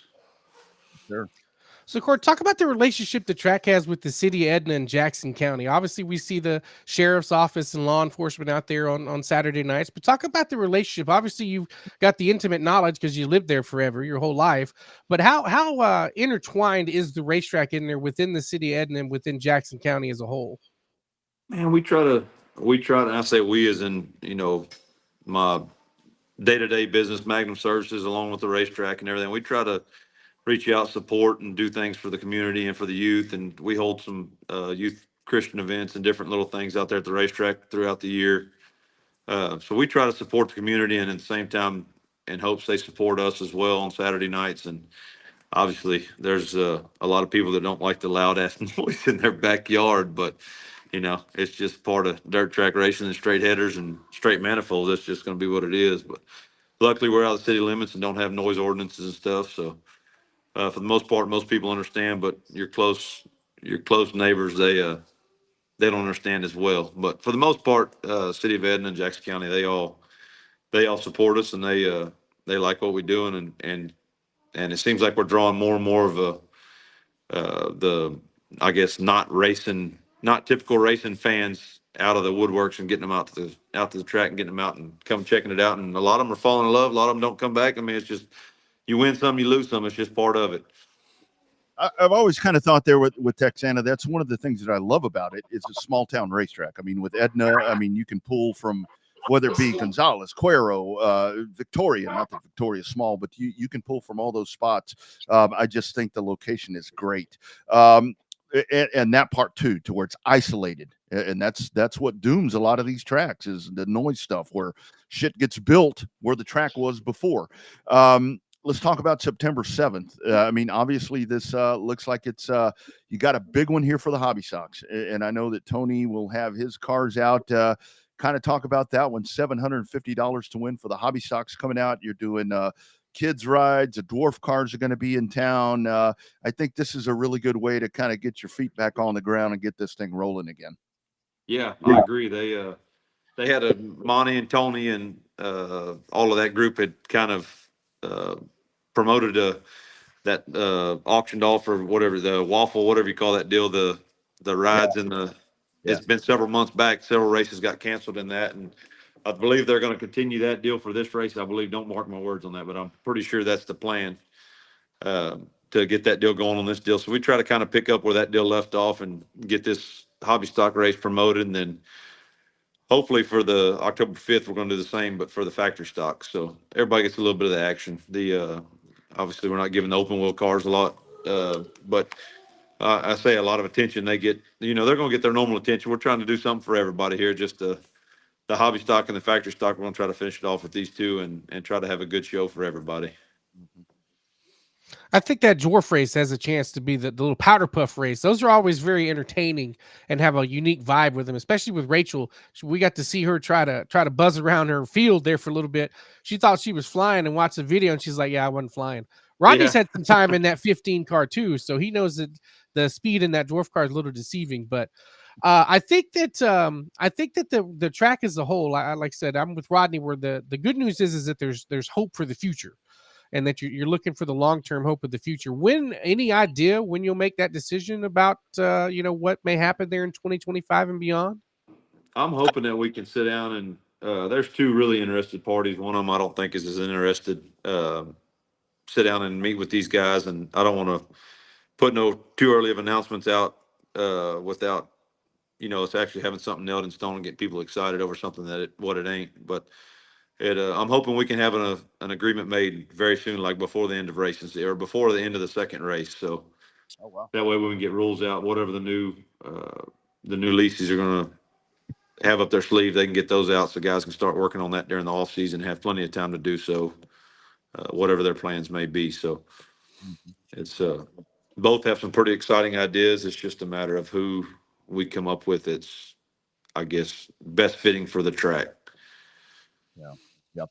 And Cord, so the other part about that, kind of talk about for folks that may want to, if you're going to have a new regime in place right there, talk about folks that if they want to reach out to you guys. I guess it may depend on who's going to operate whatever with promoters, but folks want to be a part of Texana, if they want to invest, if they want to be a sponsor, if they want to do something right there, because I think it really is. I always call that place a hidden jewel because it's kind of sitting there like I was talking about, and the work that you have done there, it's always a great show. Folks want to be a part of this. How do they do that at this point? So I would say for these last two races, any help that would be anybody that wanted to help do anything, just reach out to myself. But for next year, just hold on tight, and then as soon as we can make the announcement of who the promotions will be, turn it over to them, and they can help promote that show, the season and everything that comes with next year. But for the most part, I'm just trying to help finish off the year and give the racers and the fans two good races to finish off the year with, and have something to remember Texana by. And then we start off clean next year. And as far as sponsorships go, we'll hope to make those announcements, I would say, before November. And so by the end of October, I would hope we have those announcements out, and then they could reach out to whichever party it is and try to get that ball rolling. And I'll try to help those guys as well. And if the people need to get in contact with me, I'll get them in contact with new promoters and get the deal rolling so we can get it all started off on the right foot. Oh yeah. Well, now I know for one, and I speak for myself on this one, I'm grateful that I got a chance to work down at Texana without knowing who the new promoters are in my future with the facility.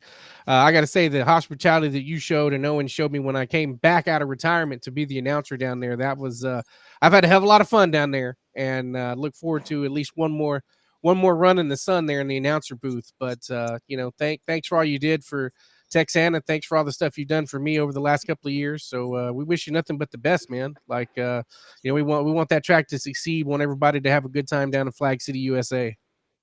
I appreciate it for sure. And I don't see either one of them making huge changes. They need everybody to, as far as workforces and everything, I think they're going to need everybody to help out. It takes the whole team to make the whole show work. You can't come making a whole heck of a lot of changes. It ain't gonna work the way. I mean, you need an announcer, you need a concession stand booth, you need a track worker, you need everybody. It takes everybody to make that show happen on Saturday night. So I'm sure that once the changes are made, those guys are going to reach out and probably have all or at least some of the same workers that we have working there currently.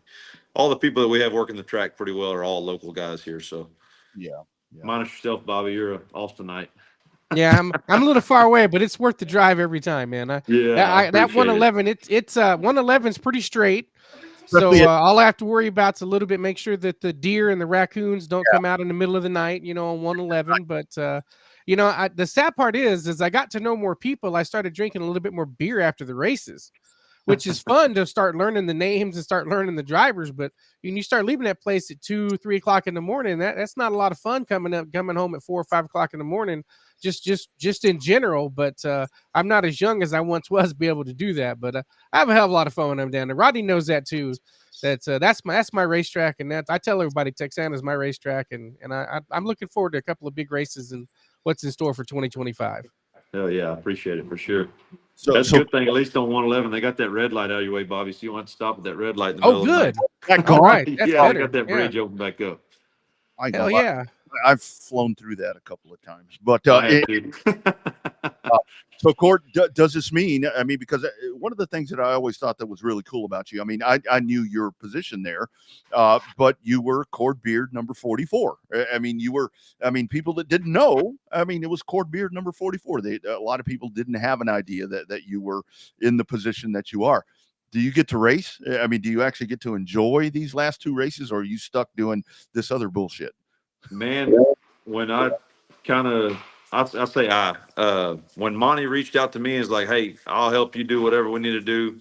And he was pretty adamant about saying, hey, whatever we got to do, we're behind the scenes. And if we ain't racing, we're not doing this. So that's what Monty's plans are. He's kind of been the mediator for all the track employees to make sure that everybody's got the hat on that they need to be wearing for those 2 nights, and to make sure that he and I can race and be behind the scenes and answer questions if they have any, but for the most part, be completely neutral and be race car drivers. And to be honest, that's where I want to be. That's I don't want to be answering any questions for the racetrack. That's but yeah, I'll do what I got to do to make these last 2 races and get this deal turned over to another set of guys and get it working. My plan is to be in a race car though. That's good. That's good. September 7th, October 5th are the dates. Texana Raceway Park. Cord, keep doing it, man. Keep that track going, man. Super important. We need that thing around here. No pressure. But thank you for jumping on with us. I don't think, again, very glad that people know who you are now. So looking forward to it, and I'll come see you guys just as soon as possible. Sounds good, man. Thank y'all. Y'all have a good one. You got it, man. Cord. Y'all too. Later. Later. There he goes, Cord Beard, and that was because he messaged me. He's like, so how's this thing work? With our thing. And I'm like, you don't have to do the video if you don't want. I mean, obviously, with Ryan, Colby, and Nathan, they couldn't do that tonight. But when he popped up on video, I'm like, man, people are going to actually know who he is. I mean, they'll put a name to the face. So really cool.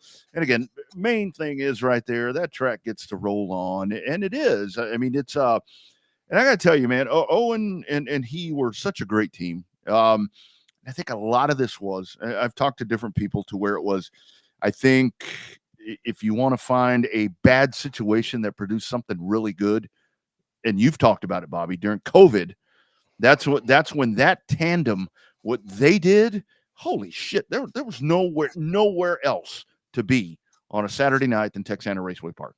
That's what put that place over the top.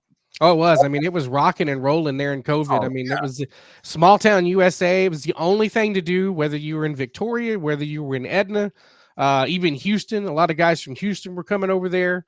And then in 2021, you had the situation in Corpus where, some racers weren't happy with some of the stuff happening in the racing scene in Corpus. So they were coming over there. So it's, there for a couple of years, man. Texana was rocking and rolling, falling off a little bit.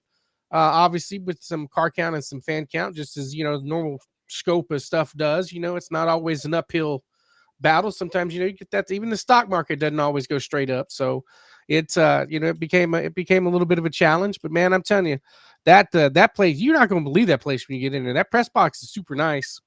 I'm happy for my buddy there. Chris Workman's going to fill in for me on the September 7th. I'll be back in the saddle there on October 5th, so it'll be a good time to have at Texana. I'm happy that I'm sad we lost about 5 or 6 races, but I'm happy that we're at least ending with 2 to get a chance to kind of close out the season on a high note versus just cutting that season completely and basically by 2/3. because you had 3 or 4 rainouts in a row, and then you lost, a handful more after that. So it's good the racers will get a chance to kind of race a few more times. Well, I think the main thing is just the fact that there are going to be events there, and I really hope this is a great opportunity to where we talk about all the time. With you don't have to go to the track. You don't have to go to the track anymore. I mean, and trust me, after this weekend that I was not at a track, to sit here and just flip around to different places and find racing, I mean, it was really pretty nice. But this is one of those opportunities to where I think with these last 2 races on the 7th of September and October 5th, where folks need to go to the racetrack, because the track needs a support. The track, I mean, Cord is very clear right there that they have a path in mind. There's going to be something moving forward, and that's great, and that's very good. But they need to see that support, and this is where we can go back and talk about, like, San Antonio, for example. You open the place back up. I mean, you can't even get in there. You had to turn people away. And by the time you had the 3rd race, Nobody. Nobody there. And that's what led to the ending of that. And I'm not speculating that that's what's going to happen right there, because this is where it's different with Cord, is that when we talk about leasing versus ownership, he's talking about leasing the place out. So, that's that part, but it's got to be something that's got to work for him and for whoever's going to take that mantle. And that's where I think with Owen, it's like with all the different places that he runs, it's like shit. And with Marianne and those folks out there, I mean, these leases aren't cheap. So you gotta support them. You gotta show up. And the other thing that he said that I think is powerful, and it's going to be something that these tracks are going to have to figure out down south. You have to figure out these dates, because when you're racing on top of each other, it makes it really, really hard. And again, there's only a certain amount of weekends. Shit, I mean, it gets hard. It gets hard. It does. We talk about it at the beginning of every season, and even at the end of every season. When you have 4 tracks within that close proximity, it's a good problem to have that you have 4 tracks that you have options to race at. But the problem is the calendar's only got so many open dates on it. And they tried some of the Friday night stuff down at Texana. I don't think that ended up being the success that anybody thought it was going to be. And so, we tried the Friday night thing, and, now it's back to the Saturday. So I think that, as long, like you said, he's trying to find a promoter that'll be long-term, more than just 1 year in, 1 year out. And so, you gotta, what will year 1 be a building year? But depending on who the promoter is, probably will be a little bit of a building year. But, that track has been successful. You don't have to go in and reinvent the wheel at that place. It's not like when they had to completely reinvent the wheel at San Antonio to try to figure out what classes to run and what classes not to run, right? So I think that it becomes I think that you're blessed with the way that the track has already been in operation and shown, the successful formula to be successful down there. So I think that's that any promoter that kind of steps in will have a really good handle on what's happening up in 2025 and beyond. Yeah. And I totally get, because I've gotten emails and texts every time that I talk about with dates and everything. I've had promoters call me and they're like, well, that I have to race to make money, or to try to make money, or to try to sustain. I totally get that. And I'm not diminishing that. It's just the fact that what we have down here, and that's a weird thing about it, I think, where folks don't understand Texas when it comes to dirt track racing. It's like, let's think about the 4 tracks that we want to call South. You've got Cotton Bowl, which is way up here. I think, honestly, looking at it, it's more north. You've got that, you got 37, you got the Ranch, and then you got Texana. I mean, if you really look at that, if you look at the mileage apart from those places, I mean, it's like you go up north and you go to North Carolina, and you look at the asphalt tracks that are there. You lay out 4 racetracks right there. They may be within 150 miles of proximity to get to each other. The 4 places we just ripped off right there, they ain't 150 miles apart. And to be able to get there, the price of fuel, the price of tires, I don't care how you dress up a factory stock thing about tires, it's still expensive. And that's where it gets really hard. And I get the dates. I get it.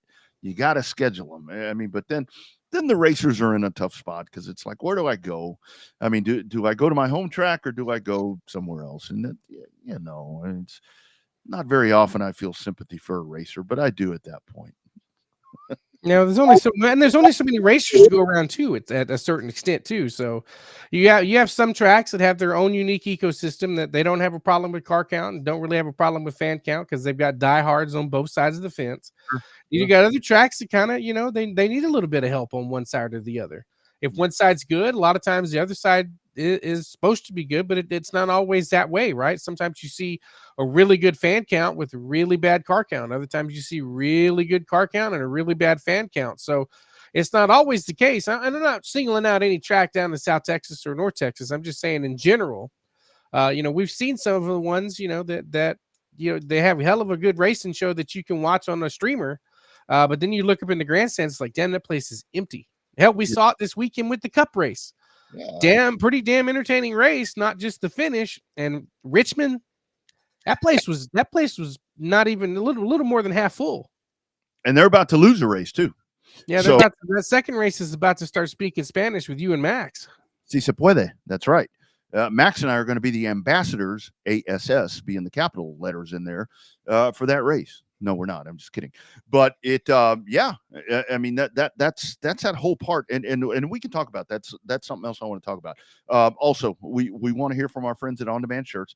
Do still want to talk a little bit more about that fence situation there at Cotton Bowl Speedway. Have a little bit of a thought on that. The NASCAR thing, we can dig back into that because surprised we're not getting more run on that. Maybe it's on Twitter. It may be the Twitter folks. I don't think they can comment. I'm sure we'll get emails and stuff about it later. But right quick, we were talking about On Demand Shirts. That is the official apparel providers of our little program and lots of really good drivers that race around these parts. Here's a word from our friends in San Antonio. It's On Demand Shirts.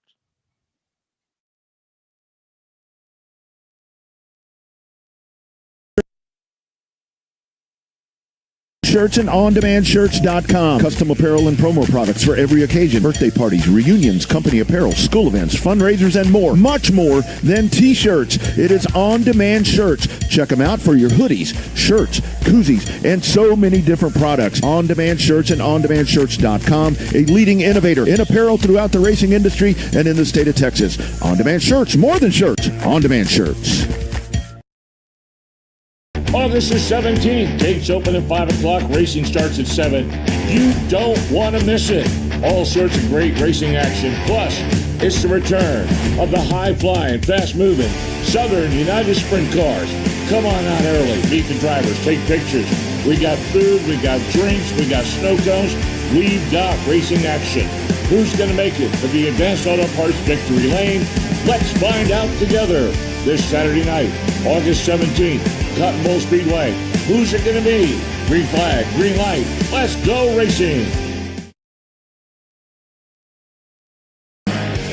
Welcome to the My Race Pass app, the #1 app for motorsports fans. We want to make sure you get the most out of your My Race Pass app experience. With your new free account, you can use the My Race Pass app to see race day information, including event entries and official lineups and results for over 600 organizations across North America. You can also see track information and purchase online event tickets for select tracks. With your free account, you can also search for a track or series on the My Race Pass app and favorite their profile to receive news and race day notifications on your mobile device. To see more information and to see which app subscription is best for you, be sure to visit getmrpapp.com. My Race Pass, the ultimate racing resource. That's right. Get that thing, and you can keep up with your favorite drivers. I mean, you go in there and you can type their name in, and it gives you all their stats. So really cool. My Race Pass app right there as well. On Demand Shirts, audio visual consultations as well. Big thanks to Tom McKay for outfitting my little room right here with all the cool stuff. And this was a great weekend for me. I mean, I had football, I had golf, and I had racing that was going on the screens here. So really cool stuff. With the Cotton Bowl thing, and again, our thoughts with the folks at Southern Raceway, because that was a kind of a catch fence thing as well. When I saw everything that happened right there, Bobby, this is where, we talk about it a lot, mostly to the fans, to where it's like, don't get on the fence. Don't get in the catwalk, that I like to call it. Don't stand there, because shit happens and it can get really bad. I have to tell you, The one thing that I thought about, and this is, I guess this is PTSD somewhat, is when I saw Tom Groth use cards sticking to the fence over there at Cotton Bowl Speedway, first thing I thought about was CTS. Oh, yeah. I'm like, God, I hope there was nobody. And I think that's where it's better at Cotton Bowl, and they had their signs up. I did see that. But, God, be aware what's going on, man. Because when one of those rockets comes through a fence, the fence ain't gonna hold him. It ain't gonna slow him down. No, it's coming through. It's coming through. I mean, it's gonna hit there. I mean, that's part of it, right? And we've seen that a lot more here at Cotton Bowl the last couple of races. They had an outlaw hit the fence at one time right on the front stretch and bent the flag stand all up, and saw another car try to knock down the wall in the back stretch there a little bit with the World of Outlaws, and then you see, Tommy hitting the fence there in turns 1 and 2. So it's we say it all the time, tell people keep your ass away from the fence. You see people out there trying to stick their hands through the fence, trying to get a up close personal look at the race cars. It's like, come a little early for that. Stay a little late for that. Yeah. You'll get an up close personal look at a race car. You'll be able to probably sit in one if you ask somebody. No reason to sit out there and stick your hand through the fence while they're racing. Yeah, that's where you totally have to be aware of what's going on, because everything happens so fast. And the main thing is I didn't realize, I had no idea, because just from everything that I saw on the stream, as that car was sitting in the fence, it was pretty obvious what had happened right there. But when I saw some of the pictures from the backside and some of the videos from the backside, I didn't realize how, and again, I don't know what happened right there. I don't know if Tom's throttle stuck. I don't know what happened there, but the velocity that car went through the fence, it ripped. That's like 3 sections, it looks like, that came down on that thing. And that's a very well-constructed fence. I can tell you that, that's a new racetrack. That's a newer racetrack. And it shredded that thing. It just ripped it to shit. That's why Cord spent all that money to put up a new fence there at Texana on the front stretch, with the new catch fence, because he, said the other one was a little rough and stuff like that. So it's, these catch fences are important. And I don't think that the promoters are not unaware of that, right? I think they all try to take pride in their catch fence just because of that. You can't have a car come buzzing through a fence and kill somebody. You just can't. That's not, you got to have a good fence. You got to have a good lookout, and you just can't let that happen. Yeah. And the best example for us in Texas, especially in South Texas, is when you're driving down 35, you get to Yarrington, look over there, all those warehouses. Are they going to put a Buc-ee's over there? Is that where that's going to be? Across the street next to Chuck Nash. Across the street. Well, there you go. That warehouse space and all that once housed a really, really badass asphalt racetrack, and we had a situation like this, and it's gone. So pay attention. There's different ways to observe this stuff. Just don't let that happen. Be aware of the surroundings. Don't be all hammered in the pits. Just kind of do the right thing. So back to the NASCAR conversation. So what in your opinion, what should the penalty be? I doubt they're going to take the win away. I doubt they're going to sit him down. Probably going to fine him, take away some points, whatever. But like we were talking about in the opening, this is a no-win. If NASCAR doesn't do something pretty drastic here, BC, I think that they're going to look like clowns, because that was, I don't know, man. I don't know. I'm curious to see what happens tomorrow, if it happens tomorrow. I don't know. They're going to need to jump on this one sooner than later. Yes. Just because I think it'll be interesting to listen to Elton Sawyer tomorrow on Sirius XM Morning Drive, depending on, unless he came on today. I didn't get to listen to it this morning, so I would assume he's going to be on it as normal. One of the NASCAR officials will be on there. I think probably be real interesting between 12 and 2 tomorrow afternoon. I think our buddy Dave Moody is going to have a very, very busy show when it comes down to tomorrow afternoon. I don't think you can wait till Wednesday to make a ruling on this. I don't think they'll take the win away, because that's not in their DNA. They've only DQ'd somebody once and twice. That's when they DQ'd the two Joe Gibbs cars for the extra little stickers on the front. So I don't think they're going to take the win away, but I don't think the win is going to count towards the playoffs. That's what I think they're going to do. I think you're going to see a monetary fine by Joey Logano, but won't be near as much as the fine for the right rear hooking or the right rear hook on Denny Hamlin. And I think you see a few people get suspended over this deal too. Yeah. I would hope. I mean, I hope that it's, I mean, again, you don't wish anything bad upon anybody, but I think this really is a time to where you have to put your foot down and assert yourself as the sanctioning organization, because that's the one question that has really come out of it from everything yesterday is people questioning the validity of what NASCAR actually does. You know, we talk about the NCAA in football, and it's like, you know, they come down and they're telling Jim Harbaugh he can't be involved for 4 years in football, and if he takes a job, he's going to be suspended for a year. Well, the dude's in the fucking NFL. You know, it's like, okay, where was this last year? You know, one of those things. Mm-hmm. So I think this is where, if NASCAR doesn't come in here and oh man, this is where I really wish that and this is, I think we've touched on this. I think we actually talked about this on the last Revved Up ATX that we did on TSU, to where NASCAR is still a family-run organization, and that's where I think a lot of times that they hesitate to do different things, because if you look at the whole entire makeup of NASCAR, it's the same players all the time. It's Gibbs, it's Hendrick, it's there's not a lot of diversity. I mean, we see Trackhouse coming in and all these different things, and some of these other Spire, that are doing different things, but it's still kind of like the namesakes of the sport. You know what I mean? And I think that's where, I don't know. I'm hoping for something that tells me, damn, but I think you're right. I don't think I see anything that really blows me off the map. Yeah, I don't know if, I mean, the problem is that the only team that doesn't think there was anything done wrong is the 3 team. Everybody else, I mean, even Tyler Reddick took a shot in the back of the shorts there at the 3 car when that race was over. They went down into turn 1 and he just planted him, knocked him right square in the ass end of that car. So, he got out of that car shaking his head. I mean, and everybody, like I said, the only people that don't think they did anything wrong was Austin Dillon. Everybody said the same thing. All the drivers said they probably would have done the bump and run in that same situation under the same circumstances if they needed a win to get into the playoff, needed a win to advance to the next round. They probably would have done a bump and run. But as I've said before, multiple times on this show, as I said last night, that was not a bump and run. A bump and run is an art form.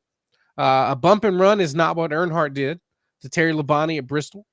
That was not a bump and run. So, say what you want to. I mean, I get it. Racing is somewhat of a contact sport. I get it. We don't have the flag football things on the side of the cars anymore to where you can just play bumper cars and stuff like that. But NASCAR has never had to draw a line in the sand like they're going to have to draw a line in the sand for this. Mm-hmm. This goes upon that line to where, Elton Soares said it best the other day. He says, we're going to look at all available resources and we're going to try to determine where that line was. If the line got crossed, we'll deal with it. If the line didn't get crossed, we'll deal with it that way too. Yeah. Well, and I do. I mean, the bigger thing for me with this is, I mean, I get the driving it in deep, and I mean, if you want to get in the playoffs, you got to do what you got to do. I mean, we see it, and that was the other thing last night, to where it was like I saw a lot of folks a lot of short track folks, dirt and asphalt, that were like, "Oh my God, this was uncalled for." I'm like, "Have you seen what happens every week?" And look what happened in Cordele for second place. Exactly. This happens all the time. It's going to happen this weekend. I mean, and again, I'm not saying that it's going to happen here, even though I guess a while ago I said that it might. Don't forget, you've got the King of the Hill among other events that are going to be happening. $10,000 to win for the factory stocks. That's going to be a huge one going on at Boot Hill. But the one that I go back to, where this is going to be such a big pickle for NASCAR to deal with, you have already done something about a dude getting hooked. Denny Hamlin got hooked, whether you like him or not. He didn't hit the wall head on. He kept on going. He sideswiped it, or whatever the case. You have already penalized a guy, whether you like most popular driver in the sport. They sat down for a week for popping Denny Hamlin in the right rear. Absolutely. Absolutely. You've already done something with this. And now this is where, whether it's Richard Childress or Rick Hendrick, I don't give a shit who it is,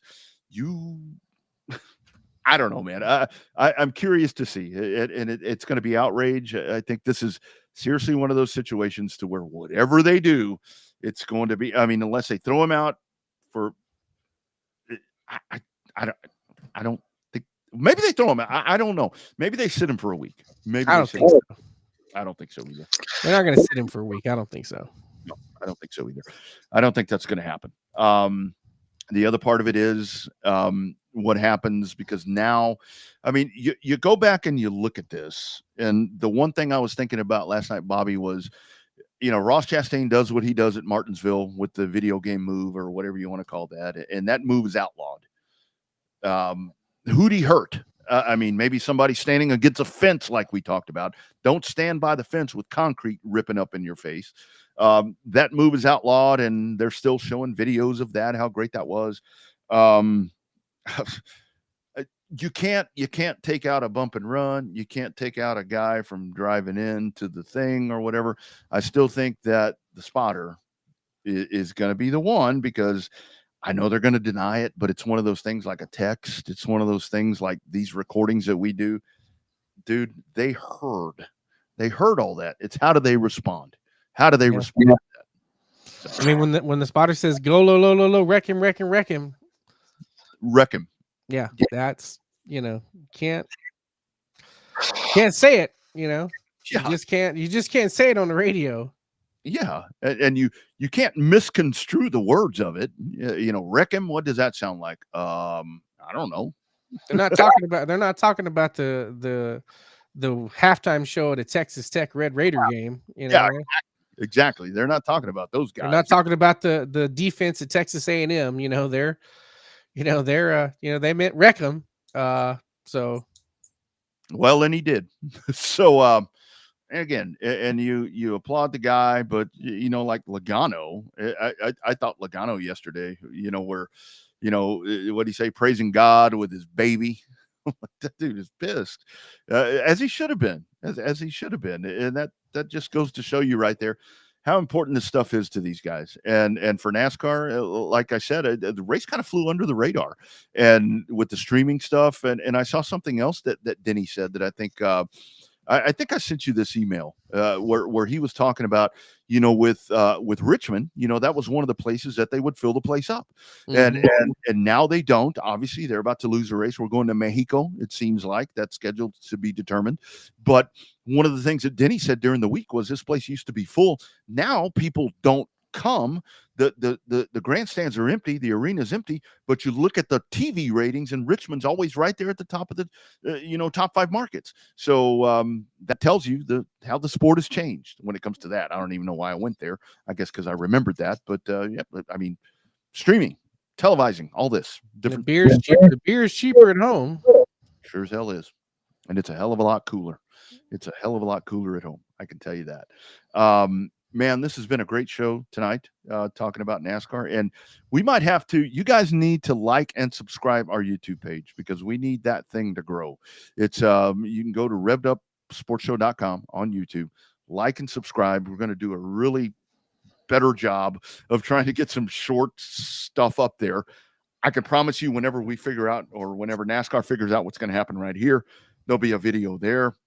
We'll pop in, maybe do a King of the Hill thing. Just something. Like and subscribe that thing. Need that to 500 subscribers ASAFP. No real urgency there, but I just want that. So if you can do that, and you'll see Bobby and I on there, we're going to we'll get you better with some content during the week. Yeah, once I start feeling a little better, I'll start doing a little more content, but won't sound real good when you sound like you're talking in a bucket. So Yeah. We'll get all that figured out. But like and subscribe if you can. If you're checking in on Twitter, you can go to youtube.com. Just type in Revved Up Sports Show. It'll pop up there. Just like and subscribe that damn thing. Share it with people and tell them that it is #Real Race Talk. It's where you get stuff that's really raw, and we do it live, and we tell you things that other folks don't want to tell you. Because we're the show that started it all, at least in these neck of the woods anyway. At least we like to think so. At least we like to think so. There it is one more time. The biggest event that we have in the region, the King of the Hill. That's going to be going on at Boot Hill Speedway. You've got Houston Motorsports Park. That'll be in action as well this week with the modifieds on the show card, spectator racing, and, of course, Cotton Bowl Speedway with the Southern United Sprint cars. They will be off and rolling as well.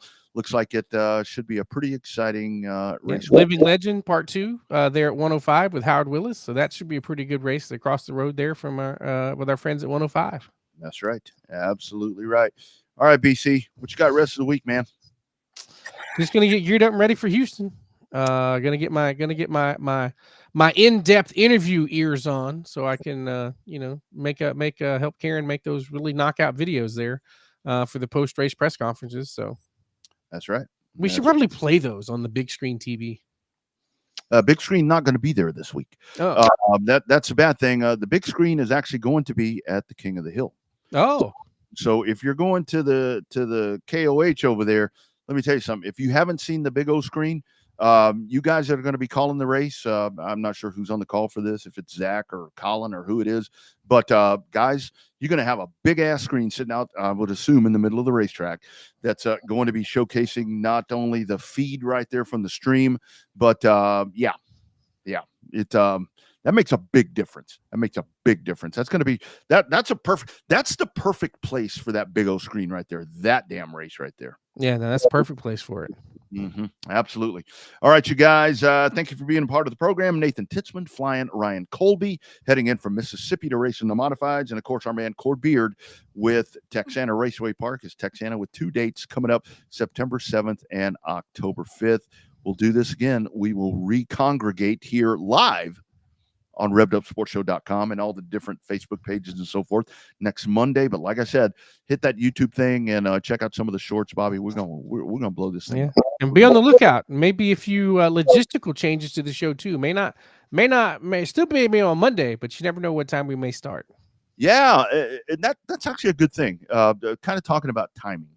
That's something that maybe we'll dig into, kind of try to, maybe we'll get a poll or something going up on some of the different places to try to figure out. We've talked to folks where 6 is good, 6:30, 7. I was talking to one dude. He's like 10 p.m. I'm like, this shit ain't going on live at 10 p.m. That is not happening. I got to be in bed at 10 p.m. I can't do that. Yeah, that's late. That's when you're solo, Bobby. You're on your own live because I can't do that. I got to put my CPAP on. Well, so do you. Yeah, so do I. Yeah, you just keep yours on way longer than I do. That's right. That's right. All right, you guys, we'll do it again. It's hashtag Real Race Talk. This is the show that started it all. Like Bobby said, like we like to talk about, hashtag Real Race Talk. It is a Revved Up Sports Show. We're going to do it again next Monday. Keep an eye on the socials with that time. We'll figure out what we're doing. All right, you guys, have a great week. We gone. We'll see y'all next time.